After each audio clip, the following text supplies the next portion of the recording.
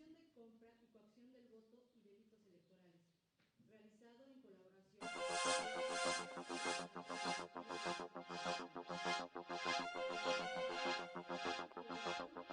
actividades del programa para la promoción de la participación ciudadana y del voto informado, elección gubernatura 2023, aprobado por el Consejo General del IEM mediante acuerdo número IEM-CG-69-2022, a fin de continuar fomentando la participación ciudadana y el ejercicio del voto informado,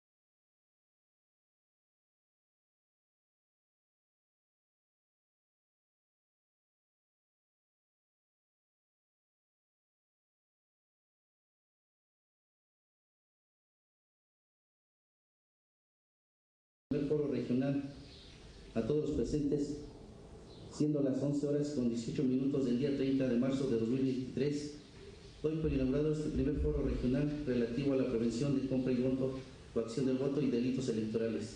Aprovechamos esta participación de la licenciada, yo creo que es una experta en la materia y que nos podrá dejar una gran experiencia. Muchas gracias.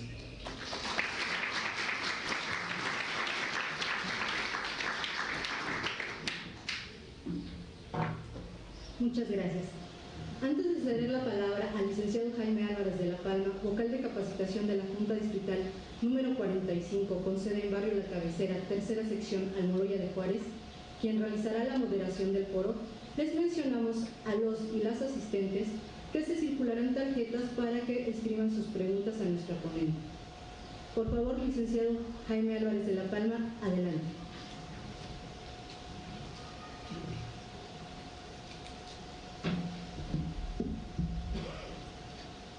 Buenos días. Quiero expresar que es un gusto compartir este espacio con ustedes. Para dar paso a la intervención de nuestra ponente, la licenciada Ana Patricia Gaitán Tapia, les mencionaré su semblanza. Es licenciada en Periodismo y Comunicación Colectiva por la Universidad Nacional Autónoma de México, maestrante en Procuración de Justicia Electoral por el Instituto Nacional de Ciencias Penales INACIPE. Colaboró en sociedad civil organizada por 14 años, especializándose en observación y blindaje electoral, asesorando diversas agrupaciones de observadores electorales. Durante su trayectoria laboral de 23 años en materia electoral, ocupó puestos de capacitadora asistente electoral, supervisora electoral, coordinadora de logística, auxiliar de Junta Distrital y consejera distrital federal. Cuenta con 30 misiones de observación electoral a nivel local, federal e internacional. Ingresó a la Fiscalía Especializada en Materia de Delitos Electorales, FEPADE, en 2016. Actualmente es supervisora especial adscrita a la Dirección General de Política Criminal y Vinculación en Materia de Delitos Electorales de la Fiscalía Especializada en Materia de Delitos Electorales, FICEL. Coordinadora responsable de capacitación tanto para la prevención de violencia política en razón de género, así como de delitos electorales. Sin más preámbulo, démosle una calurosa bienvenida a la licenciada Ana Patricia Gaitán Tapia.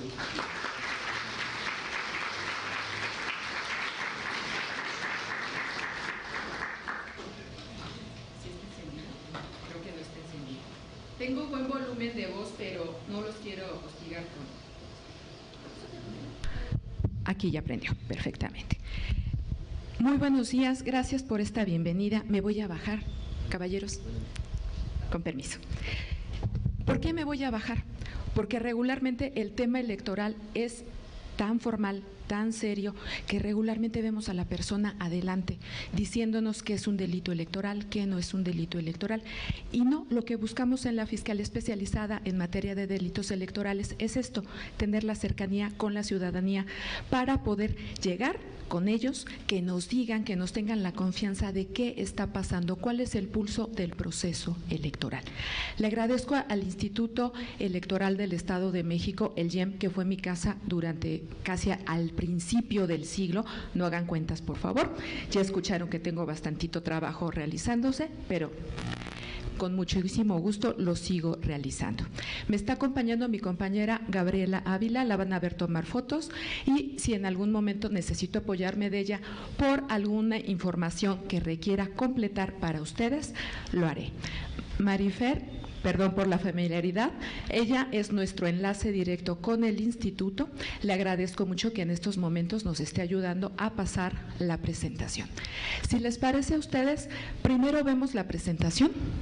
Si tienen alguna duda, no dejé claro algo, las tarjetitas que les pasaron las utilizan y al final de la presentación de PowerPoint, en ese momento, por favor, las pasan y ya comenzamos con la ronda de preguntas y respuestas. Me adelanto, si no tengo la información de alguna de las preguntas, me la llevo de tarea y a través de nuestro enlace les hacemos llegar la información que haga falta. De repente me está faltando un poquito la respiración, no se asusten, ya estoy revisada, no es COVID, pero ayer cayó una granizada en la Ciudad de México y me tocó estar en medio de ella. En ese sentido, si me lo permiten, vamos a comenzar. ¿Qué es lo que vamos a ver en la plática de hoy? Brevemente, ¿qué es la Fiscalía Especializada en materia de delitos electorales? Una definición de este tipo de ilícitos, la competencia de la FICEL, características de este tipo de delitos, brevemente el proceso electoral. ¿Por qué vamos a ver del proceso electoral si hablamos de delitos electorales? Porque muchas de estas acciones que se convierten en delito electoral tienen una temporalidad. Tenemos que ver qué se hizo, dónde se hizo, quién lo hizo y darnos cuenta dentro del proceso electoral en qué etapa se realizó esa acción y determinar si hay o no un delito de este tipo. Para que esto nos quede más claro, vamos a ver ejemplos de este tipo de ilícitos. Hablaremos brevemente de violencia política contra las mujeres en razón de género. Repasaremos fechas destacadas, aunque todo el proceso es importante, sí hay fechas que tenemos que destacar. Un procedimiento sencillísimo para denunciar delitos electorales y vamos a dejar para su consulta, para que ustedes hagan uso de ellos, nuestros números, nuestro modo de sistema de atención ciudadana. Bien, Fiscalía Especializada en materia de delitos electorales. Estamos adscritos a la Fiscalía General de la República, lo que antes era PGR, que ahora es FGR. ¿De qué nos encargamos? De procurar justicia en materia penal electoral al prevenir, investigar y perseguir, bienvenidos, delitos electorales. ¿Todos los delitos electorales? No, solamente los del orden federal. Vamos a ver la competencia de la FICEL. Tenemos que detenernos un poquito en reforma político-electoral. ¿En cuál? En la de 2014. Aunque han existido varias reformas a lo largo de la historia en nuestro país, nos detenemos en esta. ¿Por qué? Porque es bajo la cual están las reglas del actual proceso electoral. Algo determinante, algo necesario, algo que tenemos que subrayar es que en esta reforma se mandató la expedición de leyes generales. No les vamos a repasar todas las leyes que estuvieron a raíz de 2014, pero sí vamos a hacer énfasis en la ley general en materia de delitos electorales. La tengo en mi mano ahorita, a pesar de tener una pluma. Nos damos cuenta que es muy cortita, es pequeña, son 29 artículos, solamente 29, pero dentro de esta ley se señala todas aquellas acciones que están consideradas como delito electoral, quienes están en riesgo de cometer este tipo de ilícitos y obviamente la sanción a la cual se harían acreedoras las personas que cometan los delitos. ¿Okay? Por favor, ver. Siempre estamos en nuestro país en elecciones, o estamos terminando una, estamos empezando otra, o ya planeando la siguiente. Pero, ¿qué pasa en las elecciones federales? Debe haber una tríada de autoridades. ¿Qué hace esta tríada? Obviamente, en la organización, el Instituto Nacional Electoral. En la Procuración de Justicia, la FICEL. Perdón. Y en la impartición de justicia, el Tribunal Electoral del Poder Judicial de la Federación. Cada una de las autoridades tiene competencias, tiene trabajos, tiene responsabilidades. Esto, insisto, a nivel federal, pero en la siguiente lámina vemos que hay una tríada local. Están las contrapartes. ¿Quién organiza? El Instituto Electoral del Estado de México. Tenemos una fiscalía local y contamos con un tribunal electoral del Estado de México. ¿Creerán ustedes que cada quien hace su trabajo y se deja de lado de las demás autoridades? Podría parecer que sí, pero como bien dijo la compañera ahorita con la cabeza de inmediato me dijo, no, por supuesto que no. Cada quien tiene sus trabajos, sus responsabilidades, su competencia. Sin embargo, cada una tiene que trabajar con las otras 5. ¿Por qué? Porque si no se hiciera así, no se daría a la ciudadanía un proceso electoral transparente, no se aseguraría que se respete el derecho que tienen a votar la voluntad que mostraron en las casillas y no habría consecuencias para aquellas personas que no están llevando actividades acorde a la ley electoral. 6 autoridades, 3 federales, 3 locales, pero trabajando de manera conjunta, con comunicación efectiva y continua. Por favor, Fer. Vamos a ver que en pantalla tenemos ahorita la definición de delito electoral. ¿Me ayudas a leerla, compañero? Perdón. Sí. Delitos electorales: acciones o omisiones que lesionan o ponen en peligro el adecuado desarrollo de la función electoral y atentan contra las características del voto. ¿A qué suena acciones y a qué suena omisiones? Bien, recordemos que en materia penal la conducta típica es el comportamiento humano voluntario e involuntario. Entonces, la acción o omisión, la acción implica un hacer, una actividad, en tanto que la omisión es una inactividad, un no hacer o dejar de hacer. Muchísimas gracias. ¿A qué te suenan características del voto? ¿Conoces algunas características que nos digas? Bueno, características del voto me suena más como lo que las definen, de lo que van ellas. ¿Cuáles podrían ser? Ya nos ayudó el compañero, me atravieso tantito, perdón. Podría ser la libre expresión al elegir. Si estamos, bueno, ok, el voto es libre, muy bien. ¿Qué otra característica tiene el voto en México? El poder decidir quién nos va a gobernar. ¿Cómo lo decide? Mediante el voto, ¿no? Muchísimas gracias. Ya nos dieron una característica. Te veo con ganas de participar. Ayúdame, por favor. Secreto directo, universal, personal. Nos faltó intransferible, pero muchísimas gracias. ¿A qué suena universal? La decisión tomada no tiene un aspecto de cambio, digamos, cuando se ejerce el voto, la decisión tomada por el ciudadano se debe respetar. Sí y no. Si te digo, el voto es universal. ¿Todos y todas podemos votar? Sí. ¿Mi sobrino de 12 años puede votar? No, bueno, dependiendo, digamos, en México es a partir de los 18 años, en algunos otros países cambia dependiendo de la edad, pero entonces a partir de los 18 años cualquier persona con el uso de sus facultades mentales tiene el poder de ejercer su voto. ¿Y qué otras características de ley debes de cumplir como ciudadanía para entrar en un universo de personas que pueden y deben emitir su voto en México? Ya nos dijeron que 18 años, pero ¿con tener 18 años es suficiente para poder votar? No estar privado de mi libertad. Bueno, en este caso parece ser que este año sí van a votar algunas personas que están privados de su libertad. Pero sus derechos político-electorales todavía están porque no han recibido sentencia. Los que tienen sentencia, obviamente no, porque sus derechos político-electorales estarían suspendidos. ¿Ok?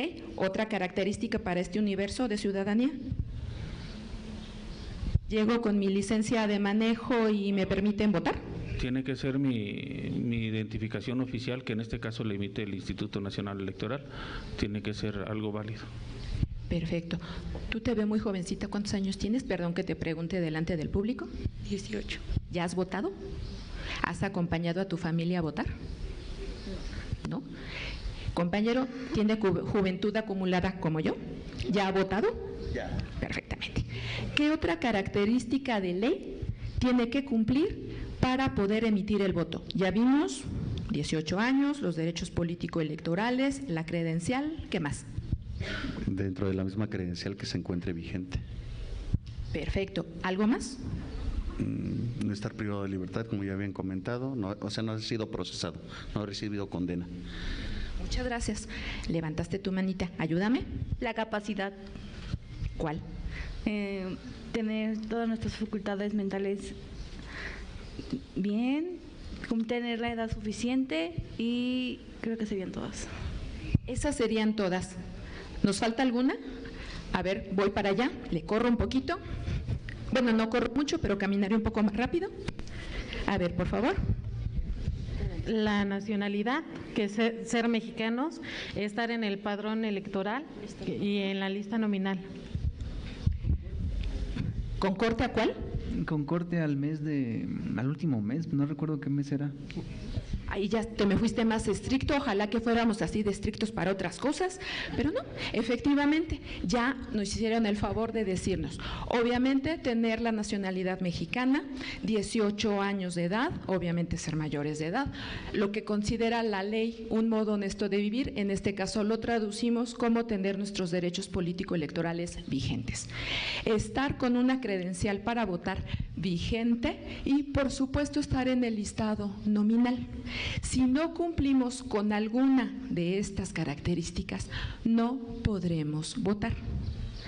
No se estaría incurriendo en alguna falta si el funcionario de mesa directiva de casilla no nos permite votar, porque debemos de cumplir todas estas características para entrar, pasamos a la siguiente, a ese universo de ciudadanía que puede y debe emitir su voto. Ya nos habían dicho, tiene que ser libre. Libre en el sentido de que nadie debe obligarnos, no importa lo que hayan escuchado con los vecinos, con la familia. Nadie debe obligarnos a votar o a dejar de votar, acciones o omisiones, por la candidatura que nosotros queramos, por la persona que nosotros decidamos. Tenemos que hacerlo y lo hacemos de manera directa. No hay intermediarios. No votamos primero por el partido o la coalición que después de obtener la mayoría de votos designa de entre sus militantes quién va a ocupar el cargo de elección popular. No, se vota por personas que se postulan para un cargo de elección popular. ¿Pertenecen a un partido? ¿Pertenecen a una coalición? Sí. Pero indistintamente no hay, perdón por la palabra, intermediarios. Es de manera directa por quien se postula. Es personal, salvo excepción de ley, tenemos que acudir a nuestra mesa directiva de casilla y tenemos que votar. El voto es secreto, es un derecho, es una de las características del voto en México. Nadie debe de obligarnos a violentar esa secrecía. Nadie puede forzarnos, nadie debe forzarnos a decirles por quién votamos.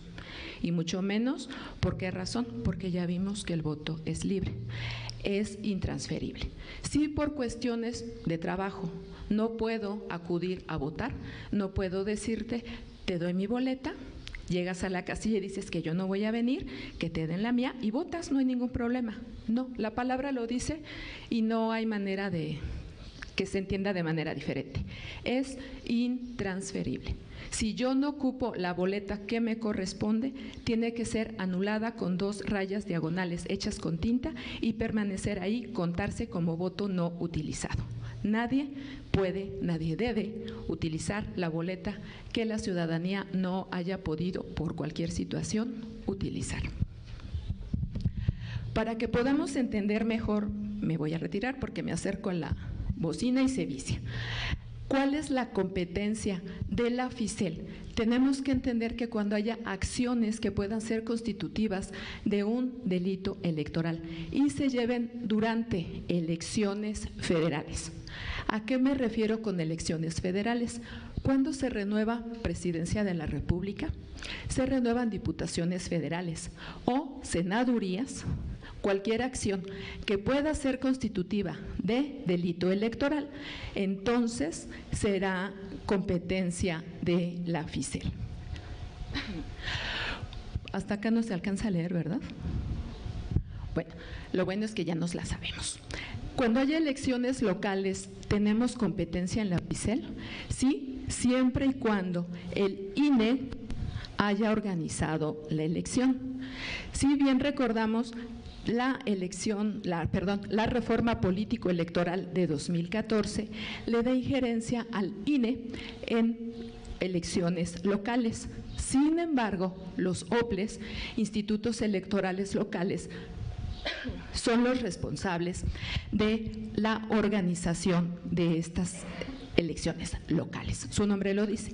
¿El INE participa? Sí, por supuesto, pero la batuta es del OPLE, en este caso del IEM.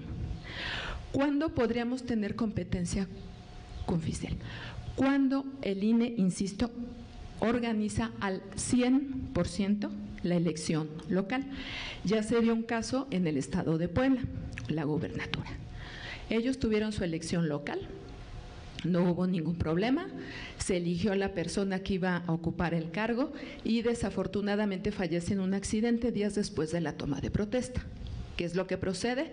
Se llamó a elección extraordinaria, pero las cuestiones, la situación al interior del Estado era complicado, situación por la que el Instituto Electoral de Participación Ciudadana de Puebla, dentro de las atribuciones del INE, permite que el organismo, que el Instituto Nacional, organice al 100% esa elección extraordinaria. ¿Qué es lo que quiero llegar con esto? Que cuando hubo acciones constitutivas de un posible delito electoral, entraba en nuestra competencia. Locales, solo cuando el INE al 100% organice la elección local. De otra manera, ya vimos que hay triada local y sería la Fiscalía del Estado la responsable de atender aquellas situaciones que puedan ser, parece que voy a llorar, permítanme, voy a tomar un poquito de agua, que puedan ser constitutivas de un posible delito electoral. Muchísimas gracias. Perdón, licenciado, gracias. Estos benditos cambios de clima, qué bueno que te atravesaste porque se oía muy feo. Ahí ya, ok, me hago para acá. Aquí dejo la botellita. ¿Qué es lo que pasa más como competencia? Cuando tenemos despliegues ministeriales. ¿A qué me refiero con despliegues ministeriales? Nosotros como Fiscalía solamente tenemos una oficina y está en la Ciudad de México. No tenemos delegaciones, no tenemos oficinas en el resto de la República. ¿Qué es lo que pasa? Nuestros ministerios públicos salen, se trasladan a las entidades donde se van a llevar a cabo elecciones. ¿Para qué? Son varios los trabajos, pero uno es acercarse a la ciudadanía, dar a conocer los trabajos de la Fiscalía, recibir las quejas, las posibles denuncias que la ciudadanía tenga de la elección en comento. Y segunda, obviamente, tratar de inhibir la comisión de delitos electorales. Trasladándose cuando hay elecciones federales, locales o consultas populares, es cuando nuestro equipo de ministerios públicos especializados salen a darse a conocer a quienes no nos lleguen a conocer. ¿Cuándo más tenemos competencia en la FICEL? Cuando hay delitos electorales cometidos en el extranjero y que tienen repercusión en territorio nacional. Cuando haya conductas, discúlpenme, me distraje, cuando haya conductas vinculadas con recoger o retener la credencial del elector. Credencial del elector original, no fotocopia, no foto, no información de la credencial, el plástico original. Si alguien recoge o retiene las credenciales, en ese sentido, vemos que se puede estar cometiendo un delito electoral, competencia de la FICEL. Cuando se altera el registro federal de electores. Por ejemplo, estoy faltando a verdad, le digo al INE que vivo en Puebla, cuando en realidad resido en Tlaxcala. Estoy pidiendo que mi nombre, que mi credencial se emita en una entidad donde no vivo. Estoy alterando el registro federal de electores. Por lo tanto, podría estar cometiendo un delito electoral y tendría que ser sancionada. ¿Y quién va a tener la competencia, la tutela de ese delito? La FICEL. ¿Cuándo más? Cuando haya recursos públicos federales a los cuales se les dé un fin político electoral, un tinte político electoral. 5 millones de pesos tipificados, etiquetados para cultura, tienen que ser gastados en cultura. No se puede gastar 1 en cultura y 4 repartirlo entre las diferentes fuerzas políticas. Quedamos bien con todos, el que gane la elección, vamos a ser muy amables con ellos, ellos serán amables con nosotros. Así no funciona, ¿ok? Para lo que se etiquete el recurso federal, se tiene que gastar. Cuando hay conexidad con delitos electorales cometidos por personas servidoras públicas federales. Si yo en un momento de locura acudo a diferentes eventos a lo largo del país y por alguna situación, ¿traes tu credencial de elector? Préstamela tantito. cometo algún delito electoral. Y en el Estado de México, muchas gracias, donde dejé mis lentes, acá está. Y comienzo, por ejemplo, a recoger credenciales del elector. Es que ya no veo. Y si Melitón Jiménez se me olvidara regresarte tu credencial y te digo, híjole, a Ixtlahuaca regreso, pero por ahí del mes de agosto, me va a decir, oye, pero la elección local es en junio. Ah, sí, pero no te preocupes, pero yo llego en agosto. Tú llegas a la casilla y les dices que de acá de la FICEL llegué y llegó una servidora pública medio tocada de la cabeza y se llevó mi credencial y me dijo que no iba a haber ningún problema y que me iban a permitir votar. ¿Podrán dejar votar a Melitón? Ya vimos que es uno de los requisitos. Si no lo cumple, no se lo darían. ¿Yo estaría cometiendo delito electoral? ¿Por qué? Porque retuvo el documento. Yo se lo pedí prestado amablemente y Melitón amablemente me la extendió. ¿La estoy reteniendo? Sí, porque usted sabía que él la iba a ocupar. Exactamente. Y aquí, además, ahorita te la regreso a Melitón de una vez. Y antes de que, con todos los testigos, aquí está tu credencial, muchísimas gracias. Si yo cometiera ese delito electoral en diferentes partes de la República, se hace una conexidad, una suma de todos esos delitos, obviamente tendrían que denunciar a la mala servidora pública que está cometiendo delito electoral y como es federal, soy federal, la FICEL tendría que llevar a cabo la investigación. Si son 5 entidades donde cometí este ilícito, para evitar llevar 5 carpetas diferentes, sería una, perdónenme la expresión, con 5 pestañas o divisiones. ¿Y quién tendría la tutela? La primera entidad que presentó la denuncia. Y obviamente se tiene que realizar la investigación en las 5, no en una, no en 2, en las 5. Y esa es la conexidad que se está haciendo. ¿Cuál es el origen, cuál es el fin que estoy tratando de decirles con estos ejemplos que les aseguro que nunca me he llevado credenciales que no son mías? Si se dan cuenta, con excepción de la credencial original, todos los demás dicen en algún lugar federal. Eso es como vamos a entender, vamos a determinar cuándo tiene competencia la FICEL. Si es un servidor público federal, si hay un programa social federal, si hay recursos públicos federales y se está cometiendo un posible delito electoral, entonces sabemos que el ilícito, ese delito, es del orden federal, obviamente, y competiría a la FICEL. No los enredé mucho con el ejemplo. Si vamos en el mismo canal todos, perfectamente, por favor, ven. Los delitos electorales tienen 3 características. Se persiguen de oficio. Y aquí tengo que hacer un paréntesis. Además de que se persiguen de oficio, tenemos que decir que no necesito ser la víctima directa, la ofendida directa para presentar una denuncia de este tipo de ilícitos. Con que yo sepa de primera mano, es muy importante, de primera mano, qué se dio, cómo se llevó a cabo, quiénes estuvieron participando, puedo presentar la denuncia. No es solamente la víctima u ofendido directo. ¿Por qué les digo de primera mano? El hermano de la comadre, del primo, del cuñado, de la suegra de mi hermana, dice que tiene un programa social y que al parecer se lo quieren quitar si no vota por tal o cual persona. En esta secuencia que hicimos, ya no supe quién le quitó algo, quién le agregó algo y si realmente lo que me están reportando tiene razón de ser y tiene tintes de delito electoral. Por eso es que me voy a la fuente directa y ella es a quien están amenazando con quitarle el programa social, pero no quiere denunciar por miedo a que realmente se lo quiten.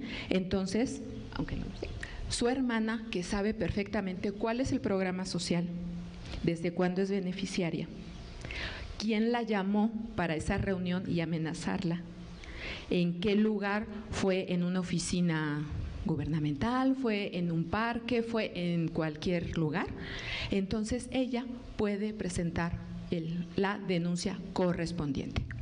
Recuerden que ningún instituto, ninguna autoridad trabaja con él. Siempre pasa, todos lo saben, todos son iguales. Tenemos que ver específicamente qué conducta se está llevando a cabo y quiénes están participando. Vamos a ver más adelante lo que es cómo se puede presentar o se debe de presentar una denuncia de este tipo de ilícitos. Pero aquí sí es bien importante que de primera mano la persona que sepa de este tipo de delitos presente la denuncia. ¿Cuál es la segunda característica de los delitos electorales? Están considerados ante la ley como no graves. Traducción, aunque no necesito traducir porque estamos en la Facultad de Derecho con estudiantes de Derecho y además estamos con autoridades electorales, pero bueno, no graves, puedo pagar una fianza y enfrentar en libertad mi procedimiento. ¿Okay? ¿Hay excepción? Sí, hay una y tiene que quedar también muy fija el día de hoy. Esa excepción está en el artículo 19 constitucional, que nos dice que cuando haya uso de programas sociales, aquí no dice si federales o locales, dice programas sociales, con fines electorales, se podrá ameritar prisión preventiva oficiosa. No se podrá pagar la fianza. Si la persona juzgadora pide prisión preventiva, dure 3, 6, 18 meses la investigación y se determine culpabilidad o inocencia de la persona denunciada, tendrá que estar en prisión preventiva oficiosa. Algo controversial, algo radical, para mucha gente sí, pero yo soy autoridad electoral y mientras esté en mi artículo 19 constitucional tengo que hacer caso. No puedo omitirlo y tengo que estar apegada a la ley al 100%. Tercera y última característica, son considerados todos, absolutamente todos los delitos electorales dolosos. Quien lo comete sabe que está haciendo una conducta equivocada, que hay una consecuencia legal y aún así decide actuar. Es que yo no sabía que si le daba 500 pesos a Melitón iba a votar por quien yo le dijera, era pues nada más saber si se podía. No. De manera dolosa se toma por parte de la ley y lo sepa o no lo sepa, ustedes lo saben mejor que yo, el no conocer la ley no me exime de cumplirla. En ese sentido, todos los delitos electorales están conocidos, están como característica que son dolosos. La Ley General en materia de delitos electorales que traía en la mano y que la tengo acá, los 29 artículos que les mencionaba, señala la calidad de sujeto activo, es decir, nos dice quiénes están o estamos en riesgo de cometer un delito electoral. ¿Cómo lo separa? Obviamente personas fedatarias, que está en el artículo 17, ministros de culto religioso en el artículo 16, personas precandidatas, candidatas ya electas, están en los artículos 17 y, es el 12 y 14, me equivoqué, perdón. Personas servidoras públicas en el 11 bis, el 18, el 20. Personas funcionarias partidistas, artículo 9. Aquí apréndanselo por favor, aunque los funcionarios de partido es importante, pero el artículo 8 de personas funcionarias electorales es el que debe de regir su trabajo cuando estén en proceso electoral e incluso fuera de proceso electoral. Y si no entramos como ninguno de estos sujetos activos, entonces no nos libramos, cualquier persona. ¿Dónde está señalado su sanción en la Ley General en materia de delitos electorales? Artículo 7, 7 bis, 10, 11, 15 y me falta el 19. ¿Por qué no les pongo aquí el 20 bis? Porque lo vamos a ver un poquito más adelante, por favor. Proceso electoral, lo conocen mejor que yo, conjunto de actos previstos por la Constitución y las leyes en la materia realizados por autoridades electorales, partidos políticos y ciudadanía, quienes estamos aquí. ¿Okay?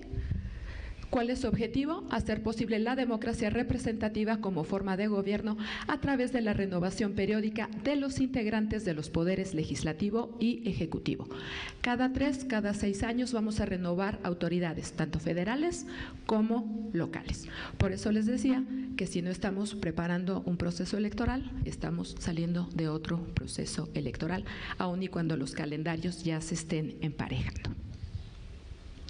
¿Cuántas etapas tiene el proceso electoral? 4. La más larga, la que tiene cientos de actividades y que desafortunadamente pasa desapercibida muchas veces por la ciudadanía, preparación de la elección. Pero sin esta etapa no podremos hacer nada, absolutamente nada. En esta etapa estamos ahorita. Segunda etapa, jornada electoral, la más visible para la ciudadanía y la más corta, hablando en cuestión de tiempo. Tercera etapa, resultados de la elección, y la cuarta, declaración de validez de la elección. Insisto, porque si hablamos de delitos electorales estamos viendo estas etapas, porque tenemos que estar muy conscientes de que en nuestra ley general en materia de delitos electorales,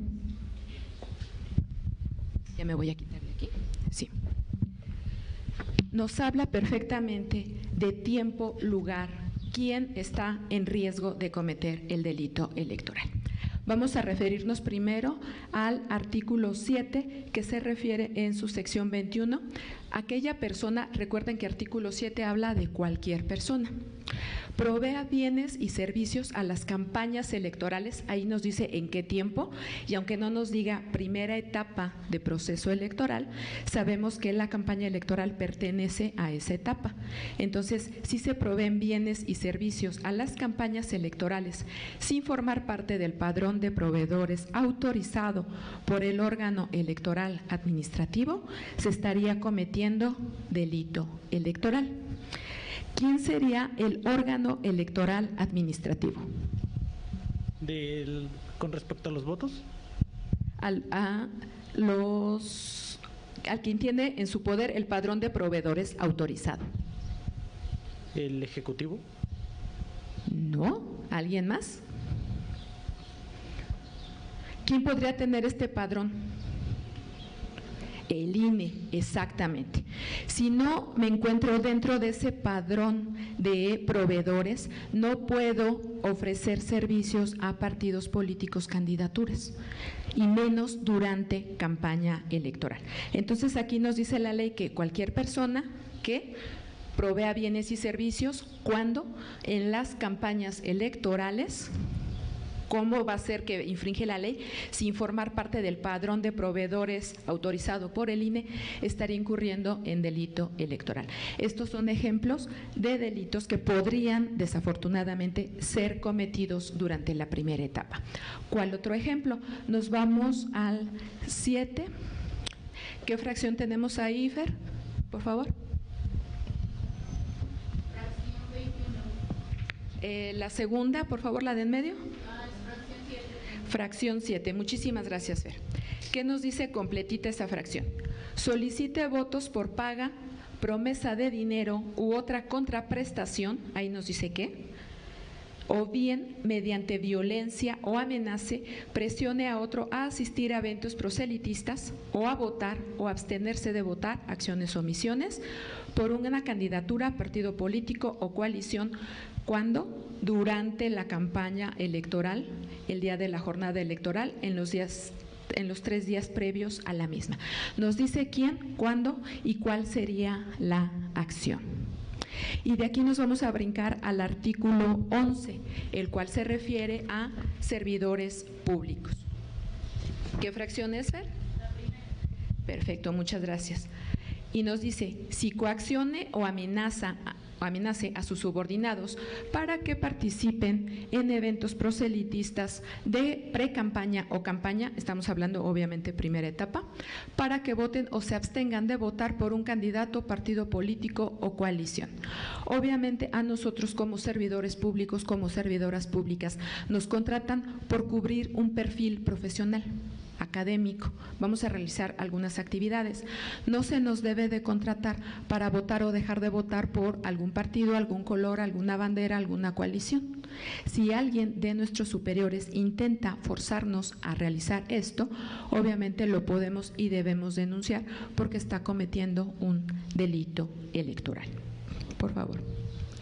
La jornada electoral en el instituto me dieron una capacitación y separan en 5 momentos la jornada electoral, segunda etapa de proceso electoral. ¿Por qué nosotros tenemos 7? Manejamos 7 tiempos de jornada electoral porque durante esas actividades es cuando recibimos mayor cantidad de llamadas a la Fiscalía con inquietudes de la ciudadanía de posibles delitos electorales. Cuando comenzamos con la integración e instalación de la casilla. Segundo tiempo, cuando se reciben ya los votos. Tercero, el escrutinio y cómputo, es decir, la selección y conteo de los votos que se dieron en la mesa directiva. Cuando se reciben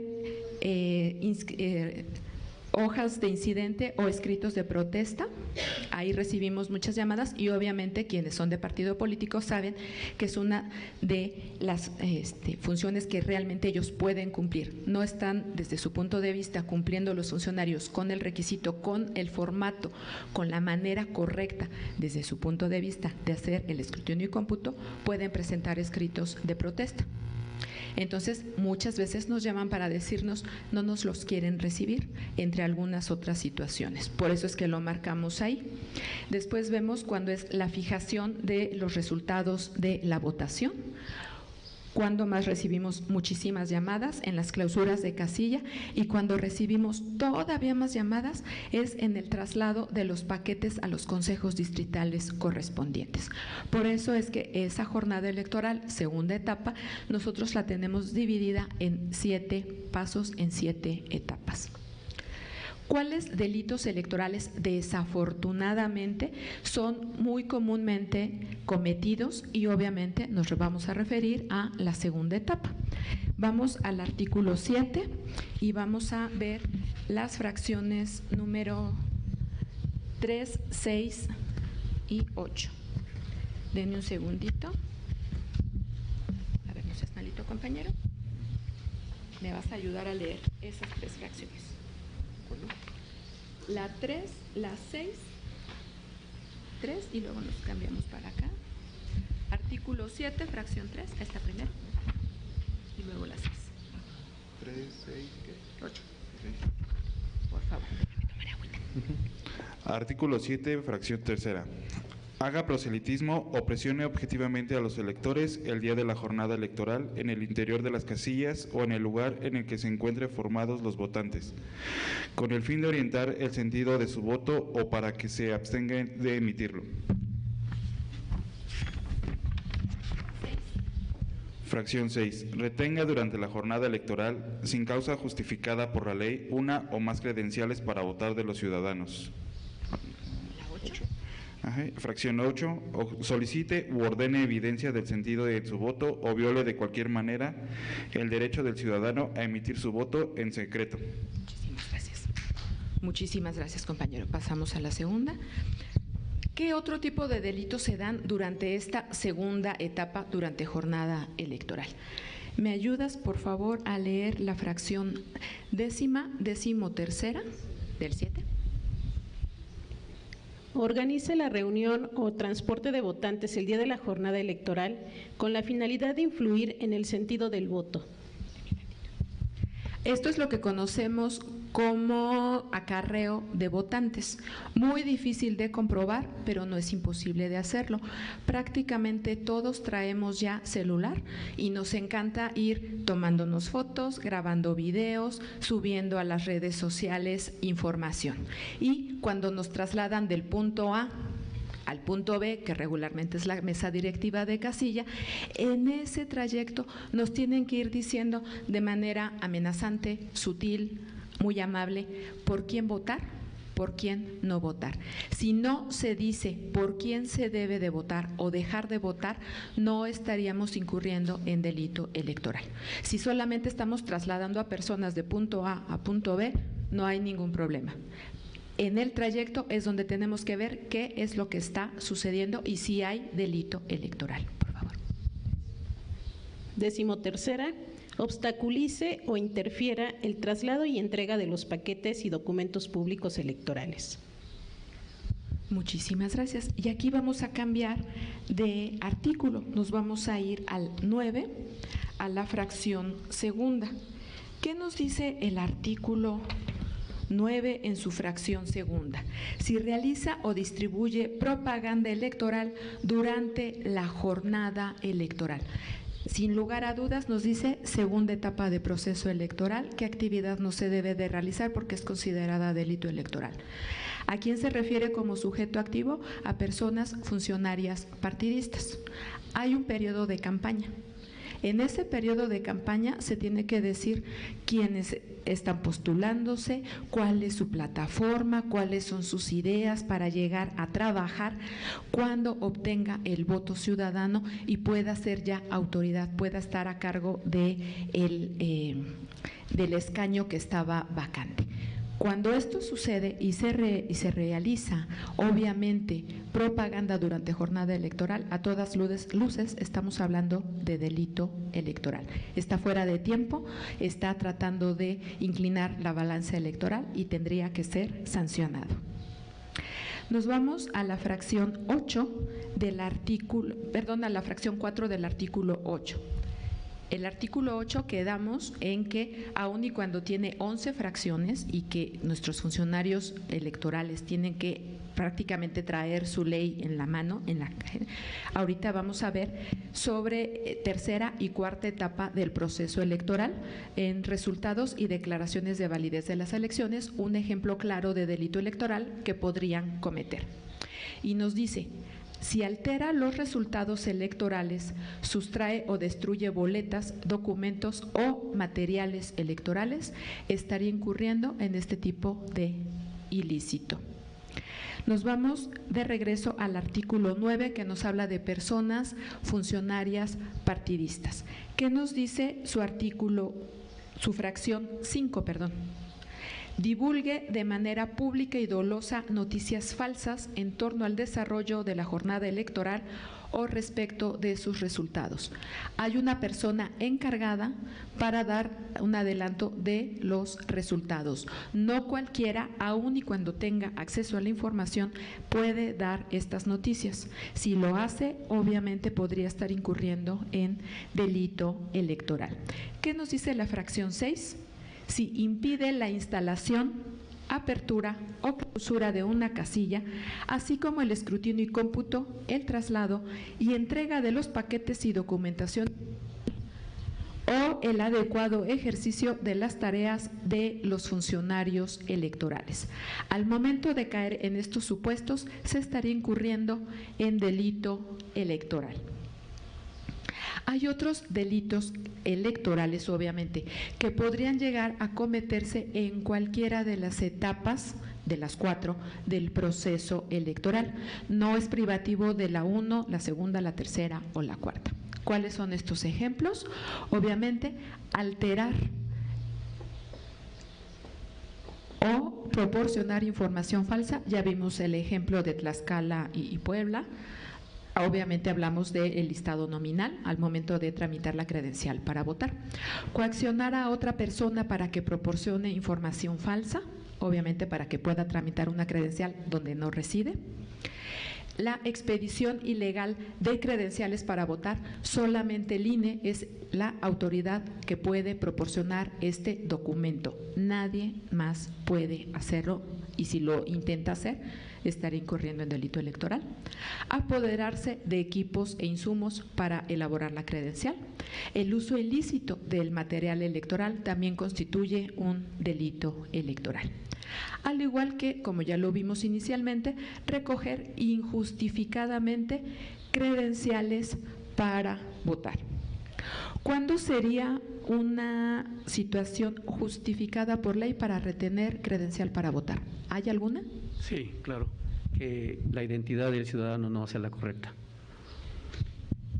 Con el protocolo trans tenemos algunas situaciones, Pero exactamente, esa voz me agrada, dice el compañero. No, por supuesto que no. No vamos a privar de que ejerzan su derecho las personas trans. Tenemos que tener como funcionarios de mesa directiva de Castilla una buena capacitación y tener la iniciativa para tratar como se debe a cada una de las personas que acudan a emitir su voto. Y una cosa es que llegue yo con la credencial de mi papá, que ahí sí ya se ve a todas luces que, aunque no fue un padre que me llevaba muchos años, pues sí hay una diferencia bastante notable y que estoy tratando de estar torciendo la situación. Esas situaciones en particular son las que debemos de tener cuidado con nuestros funcionarios de mesa directiva de casilla. Pero efectivamente, sí hay situaciones donde sí se justifica el recoger la credencial. Cualquiera que no esté marcada por la ley sería incurrir en delito electoral.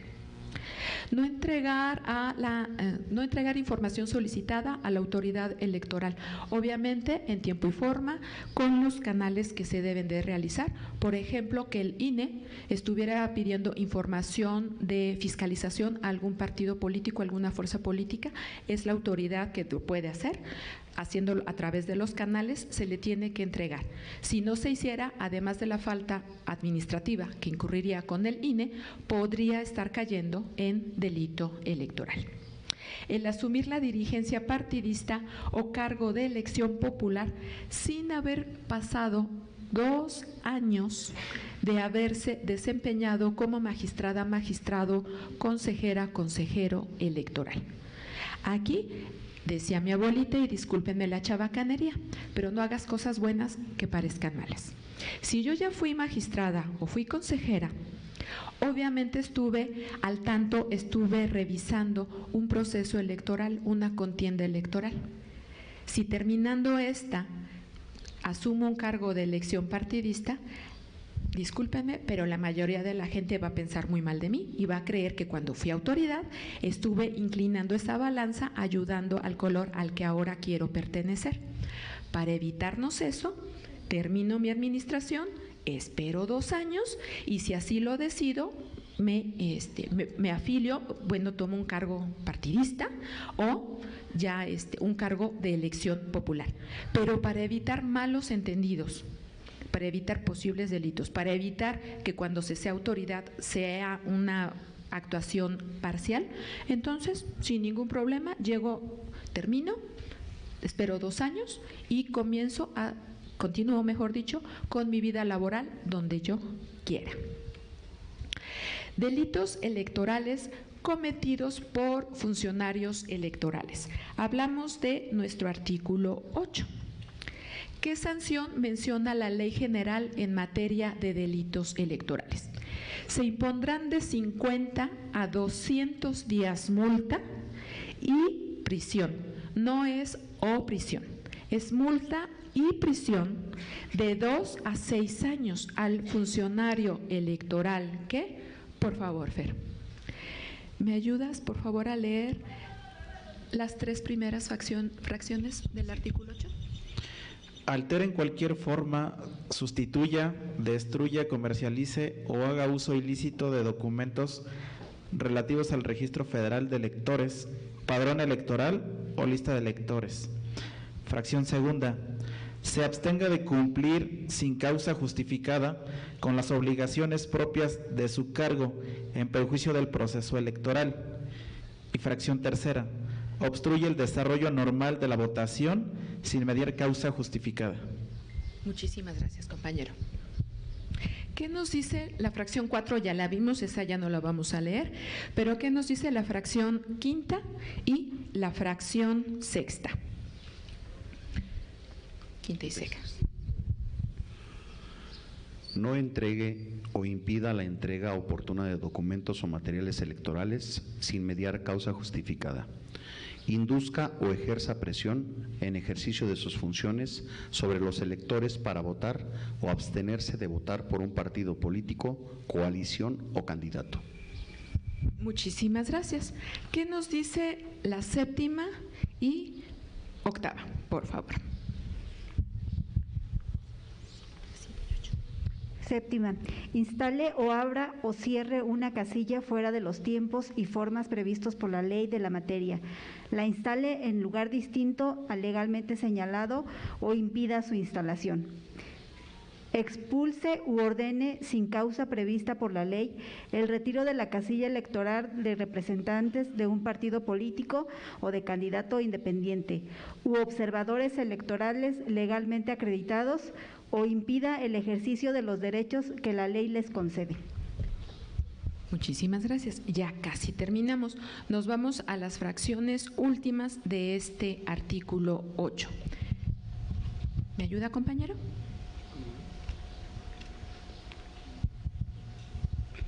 Es el 9, ¿verdad?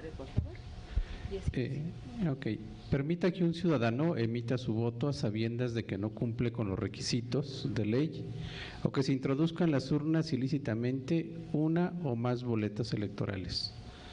10. Divulgue de manera pública, dolosa, noticias falsas en torno al desarrollo de la jornada electoral o respecto de sus resultados, o realice funciones electorales que legalmente no le hayan sido encomendadas. Muchísimas gracias. Son 11. Hay que cuidar mucho qué es lo que estamos realizando y evitar cometer un posible delito electoral.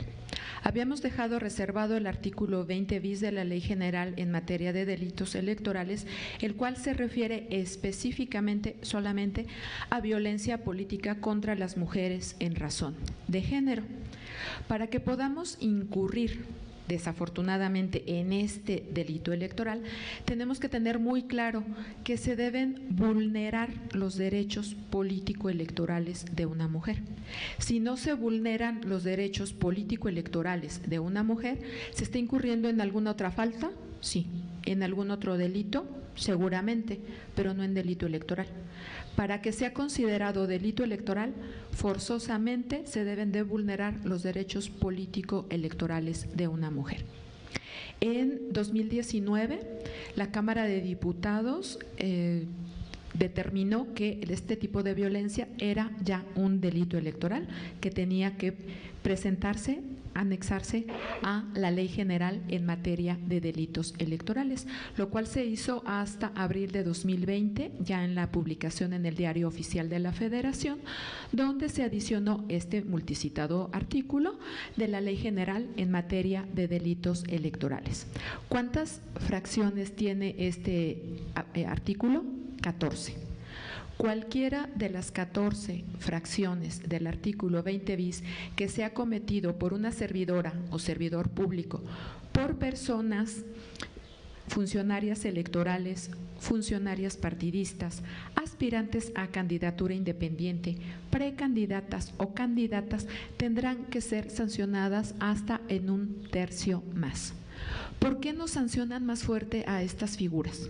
¿Por qué crees que sea que si se es de estas figuras se les va a sancionar más fuerte en violencia política? ¿Por el cargo que desempeñan? Exactamente.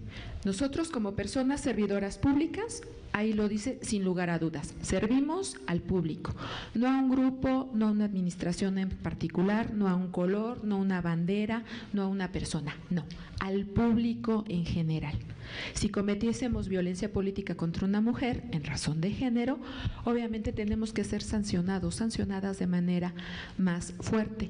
¿Y qué decir de las otras figuras? Si su trabajo gira en torno a lo electoral, tienen que conocer cuál es este artículo, cuáles son sus fracciones, qué no deben de realizar, qué deben de realizar. Si no cumpliesen con lo que dice la ley, obviamente se les va a sancionar de manera más fuerte.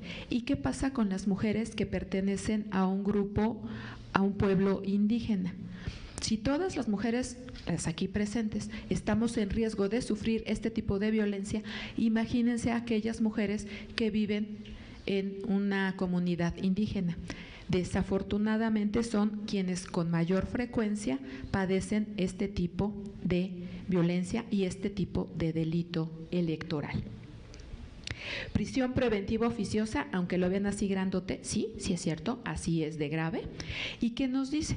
Que en el 2019 se reformó el ya mencionado artículo 19 constitucional, esto para ampliar el catálogo de delitos que requieren o que van a obtener prisión preventiva oficiosa, por los que un juez debería ordenar este tipo de prisión. ¿Qué pasa en 2021?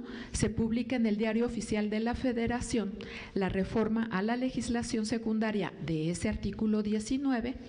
Además, se anexa un segundo párrafo al artículo 6 de la Ley General en materia de delitos electorales y, por supuesto, se anexan los artículos 7 bis y 11 bis a esta misma ley. ¿Cómo quedó ya redactado ese segundo párrafo del artículo 6? Y nos dice, la persona juzgadora ordenará la prisión preventiva oficiosa tratándose de los delitos previstos en los siguientes artículos cuando se encuentren relacionados con el uso de programas sociales con fines electorales. El 7 y su fracción y el 7 bis. ¿A quién se refiere? A cualquier persona. El artículo 11, el 11 bis y el 20, ¿a quién se refiere? A personas servidoras públicas.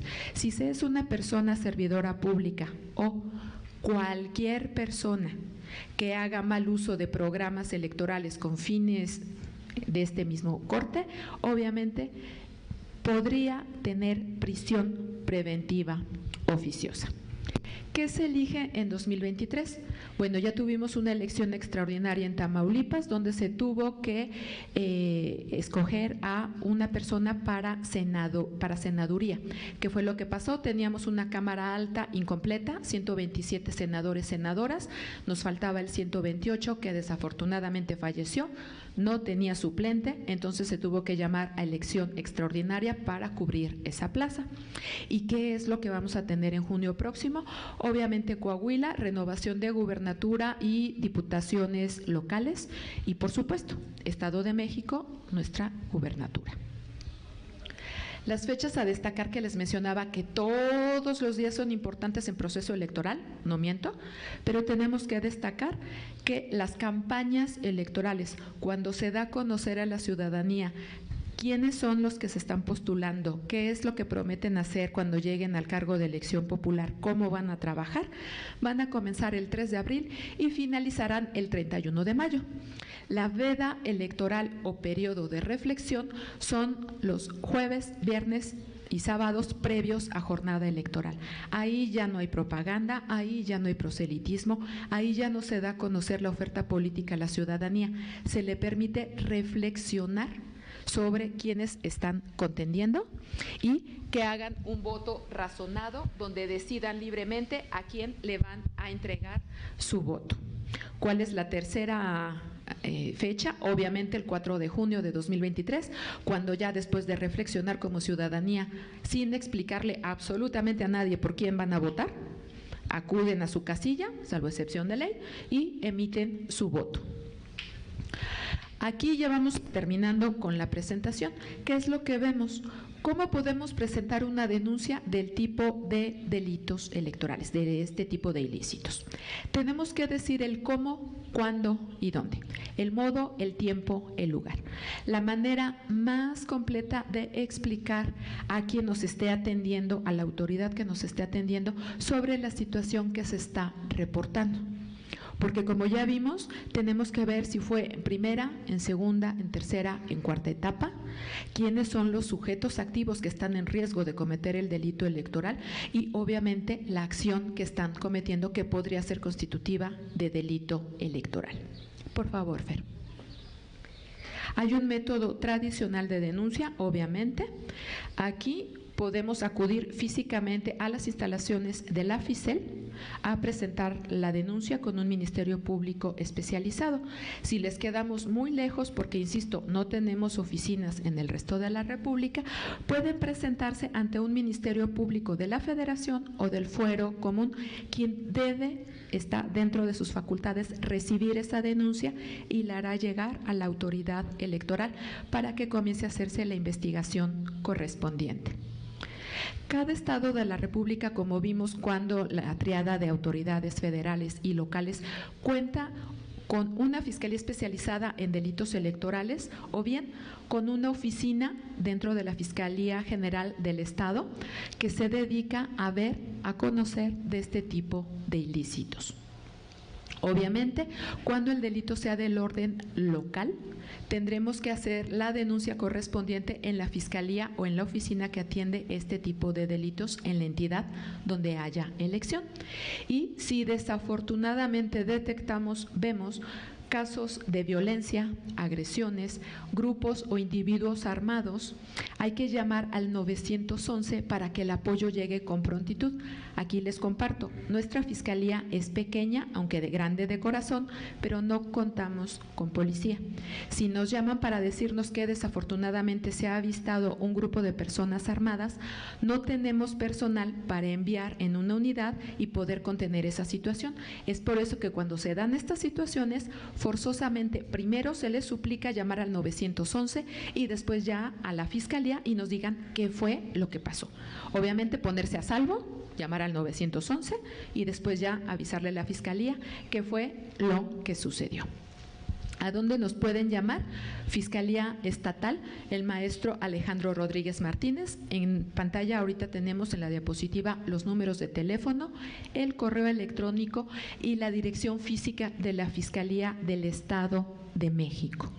Recordemos, es elección local y desafortunadamente es probable que encontremos ilícitos de este orden el 4 de junio, si es que no se están presentando, espero yo que no, actualmente. Si es del orden federal, entonces por favor quedamos a sus órdenes en Fedetel. No me quedó claro cuándo es federal, cuándo es local, es primera o tercera etapa, ahí ya se me están confundiendo. Llamarnos, por favor, al 800-833-7233 y si detectan alguna actividad que posiblemente sea un delito electoral federal, les suplicamos www.fedenet.org.mx. Aquí se presentan las denuncias de la Fiscalía cuando no puedan, no les sea posible acudir físicamente a nuestras oficinas. ¿Qué es el Fedetel? Es un sistema muy amigable, se despliegan ventanas, se despliegan preguntas que deben de ser contestadas, se llenan los espacios diciendo el qué, el cuándo, el cómo, el modo, el tiempo, el lugar. ¿Qué fue lo que sucedió? ¿Quiénes participaron? ¿Cuándo se llevó a cabo esta situación?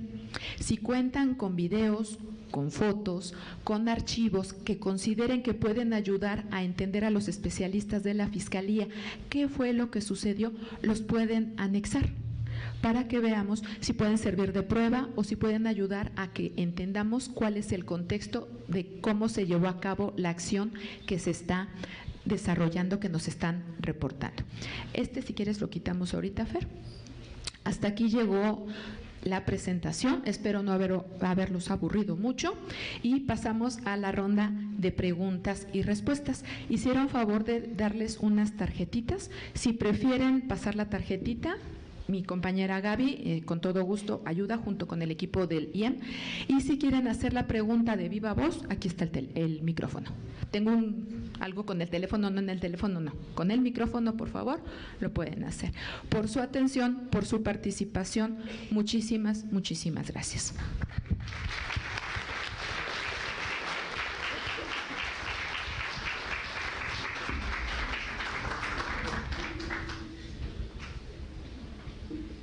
Muchas gracias por sus aportaciones, licenciada Ana Patricia Gaitán Tapia. Gracias por el derrame de conocimientos aquí con los compañeros. Ahora iniciaremos con la sesión de preguntas y respuestas, para lo cual leeré algunas de las inquietudes que nos han hecho llegar por medio de las tarjetas que se circularon. Les recuerdo que contamos hasta con 15 minutos para el desahogo de las mismas. La primera de ellas, licenciada Ana Patricia, en la promulgación de la Ley General en materia de delitos electorales, ¿cuál fue el espíritu del constituyente para considerar en general las conductas tipificadas como delitos electorales como no graves? cuando existen actuaciones que necesariamente tendrán que ser consideradas como graves, atendiendo al modo de afectación y al impacto social. Muchísimas gracias, licenciado. Me gustaría tener la respuesta a la primera, desafortunadamente no la tengo. Los legisladores hacen su trabajo y nosotros como autoridad nos ceñimos a lo que viene en la ley. Como personas podríamos o no estar de acuerdo, pero aquí no se trata de lo que yo piense, es de lo que viene en la ley, total, completa y absolutamente. Ahí sí no hay ningún problema. Por ejemplo, se podría agravar cuando hay violencia. Ahí sí podría haber un agravante. Por ejemplo, que yo… ¿Cuál es? Si a María de los Ángeles me la llevo ahorita ya a la oficinita y la estoy amenazando con arma en mano, porque me ven chiquita, por eso mejor con un arma. Entonces le digo, a ver, María de los Ángeles, tienes que hacer lo que yo te diga y tienes que votar por Gaby. No, pero es que mira que mi gallo es Marifer. No te estoy preguntando por quién, te estoy exigiendo que votes por quien yo te digas. Entonces ya la estoy reteniendo en un lugar, ya hay una amenaza de por medio, hay armas de por medio. Entonces ahí ya cuando diga María de los Ángeles, ya me pude salir de esta mujer loca y de esta cabinita, entonces voy y la denuncio en la fiscalía. Yo voy a decir, y no me quedé, sino que me estuvo amenazando y que estaba bien agresiva y tenía armas. Ahí ya podemos ver una posible agravante. Pero recordemos, acorde a esta, todos, absolutamente todos los delitos electorales están considerados por la ley como no graves. ¿Habrá conductas que puedan ser sancionadas más fuerte? Sí, pero todos y cada uno de los delitos están considerados como no graves. Muchísimas gracias. La segunda pregunta dice, ¿existe alguna consecuencia para aquellas personas que sin saberlo, es decir, son personas provenientes de una comunidad marginada, incurren en un delito electoral? Sí, porque desafortunadamente el no conocer la ley no nos exime de su cumplimiento. ¿Qué es lo que sucede en algunos casos que se han presentado? Yo no tenía idea de que existían delitos electorales, en la vida había escuchado de la FEPADE, mucho menos de FICEL, Ley General en Materia de Delitos Electorales, pero recibí 1,000 pesos por un voto. Entonces ahí, para iniciar, que me disculpen las personas, insisto, no voy a generalizar, pero ahí sí debería sonar una voz de alarma. ¿Por qué me vas a dar 1,000 pesos para votar por él si yo de todos modos tengo que acudir a la casilla a votar por quien yo quiera? ¿Realmente alguien nos regala algo nada más porque sí? Entonces hay que tener visión y checar. Pero bueno, vamos a saber que por alguna razón no sabe que es un delito electoral, no está. ¿Qué es lo que le pedimos a esa persona? Que tome curso de capacitación y sensibilización con nosotros. Está dependiendo del juez, obviamente, va a decir, ok, me estás ayudando a detener, ¿cuál es tu nombre? Leti, lamento informarte que en estos momentos eres infractora electoral y que no solamente me pagaste a mí y le pagaste al compañero 1,000 pesos a cada uno, porque además muy espléndida, para que votáramos por Gaby, sino que le pagaste a 50 personas más y tú conoces a 20 personas que recibieron o recibimos ese dinero. Entonces tú llegas y dices, ok, yo no sabía que era delito electoral, yo no conocía la ley, pero mire, ¿tu nombre? Juan Pablo me dijo que él me daba la lana y yo empecé a ver con los conocidos y les empecé a repartir el dinero y pero tengo el nombre de Juan Pablo, sé dónde vive, él tenía, y además tengo un videíto que tomé por ahí porque pues, me encanta subir a redes sociales, entonces puede servir de evidencia de que no fue mi idea, que Juan Pablo sea quien nos está incitando a cometer ese delito electoral. Yo tengo que pagar porque sí recibí ese dinero y sí cometí el delito electoral, pero no vamos a criminalizar la pobreza. Pero sí vamos a hacer énfasis en que tienes que conocer ya Ley General en Materia de Delitos Electorales, los delitos electorales, qué fue lo que cometiste mal, te tienes que sensibilizar y si para el siguiente proceso electoral te denuncian, ya sabemos que nos mentiste. Entonces ya no va a haber diciendo, qué fácil. Con decirme que no conocías, entonces ya con eso te vas a salir con un curso y con otras situaciones que puede presentar el juez. No, ya no. Entonces sí, ya sería la sanción tal cual. Pero tiene que ver con el juez. De otra manera, nos vamos a la Ley General en materia de delitos electorales y en la primera ocasión, espero que sea la única que cometes delito electoral, nos estás ayudando a que se sancione a una persona que está repartiendo el dinero y que Juan Pablo nos puede ayudar a decir de dónde salió ese dinero y podamos ya comenzar a evitar y erradicar este tipo de situaciones que se siguen, desafortunadamente cuentan, que se siguen presentando. Pero en ese sentido, así lo podemos hacer. Pero sí hay responsabilidad para quien comete el delito, quien recibe el dinero en este ejemplo. Muchísimas gracias a nuestra ponente, la licenciada Ana Patricia Gaitán Tapia. Ahora le cedo el micrófono a la maestra de ceremonias. Okay, muchas gracias.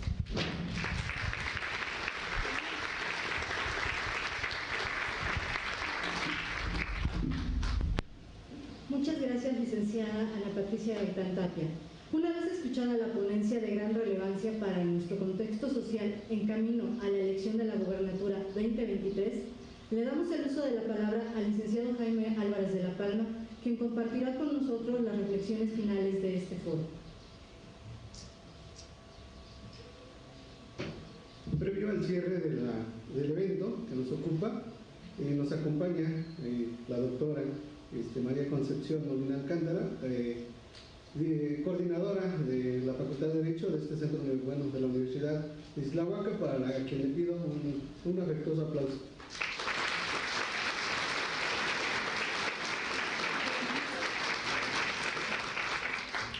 Bien, trataré de ser breve y conciso. Giovanni Sartori, en el capítulo Video Niño de su libro Homo Sapiens, la sociedad teledirigida, indica que la televisión está produciendo una permutación, una metamorfosis que revierte en la naturaleza misma del Homo Sapiens. La televisión no es solo un instrumento de comunicación, es también a la vez, paideia, un instrumento antropogenético, un medium que genera un nuevo antropos, un nuevo tipo de ser humano. Bajo esa tesitura, las sociedades, ante la llegada de las redes sociales, han desvirtuado el fin real de su creación, que constituyen en sí canales de comunicación de información verídica y no de falsas noticias. Pues bien, utilicemos la misma herramienta para cambiar la vida político-electoral del Estado de México. Para ello, debemos crear sinergia, ser empáticos como grupo, como sociedad, promoviendo desde el seno familiar y conjuntamente con las instituciones educativas como esta casa de estudios, la Universidad de Islahuaca CUI, que contempla como materia curricular el derecho electoral, quienes forman buenos ciudadanos y excelentes profesionistas respectivamente. Pues bien, generemos un nuevo tipo de ser humano del que refiere Sartori, ocupando los instrumentos tecnológicos, redes sociales, para informarnos y con ello mitigar la compra y coacción del voto, así como la comisión de delitos electorales, y al tiempo demos cumplimiento al precepto constitucional que contempla la democracia no solamente como una estructura jurídica y un régimen político, sino como un sistema de vida fundado en el constante mejoramiento económico, social y cultural del pueblo. Gracias.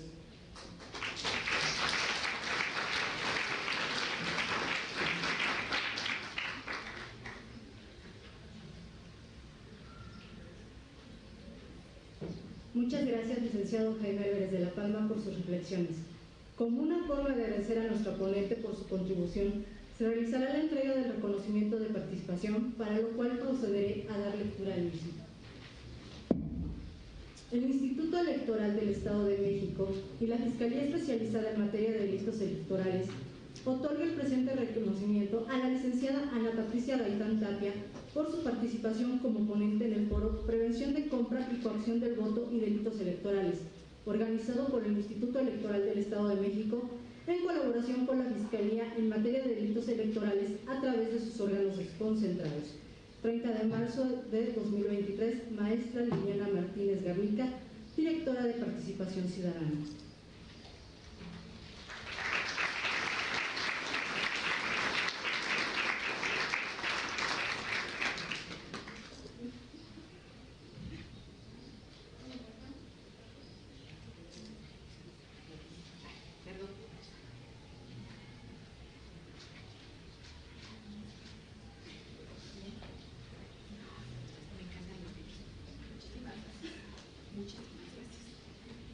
nunca se deja de aprender en la materia electoral y de verdad muchísimas gracias al Instituto por este regalo.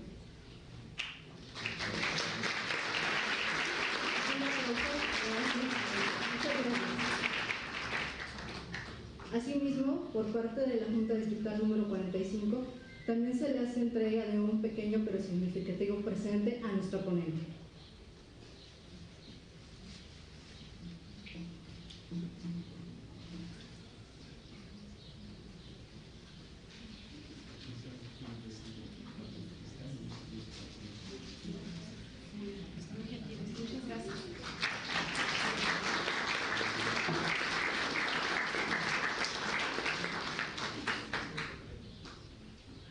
Del mismo modo, le pedimos a la maestra, por favor.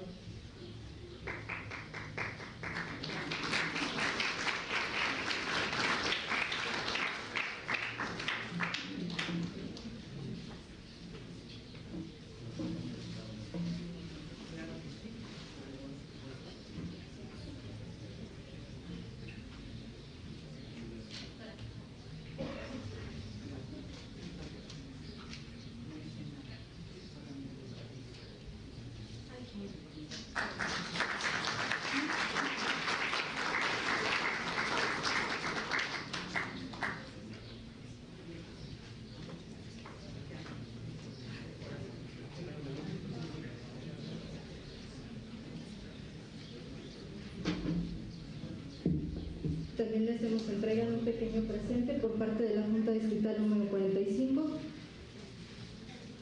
Doctora, muchísimas gracias por todas las facilidades.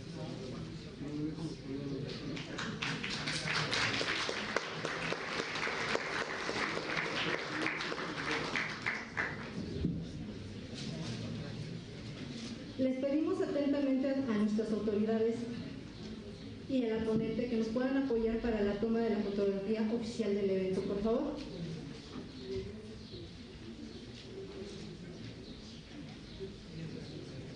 Volteando aquí, por favor.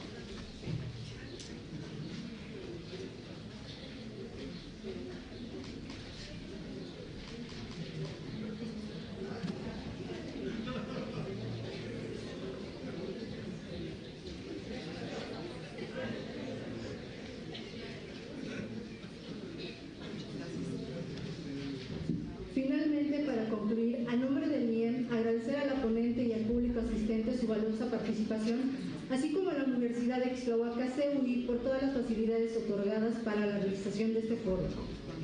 Recuerdo al público que registren su asistencia, verifiquen su correo electrónico y su nombre, pues ahí recibirán la constancia de participación. No olviden acudir a votar el próximo 4 de junio del 2023. El Instituto Electoral del Estado de México les agradece su participación.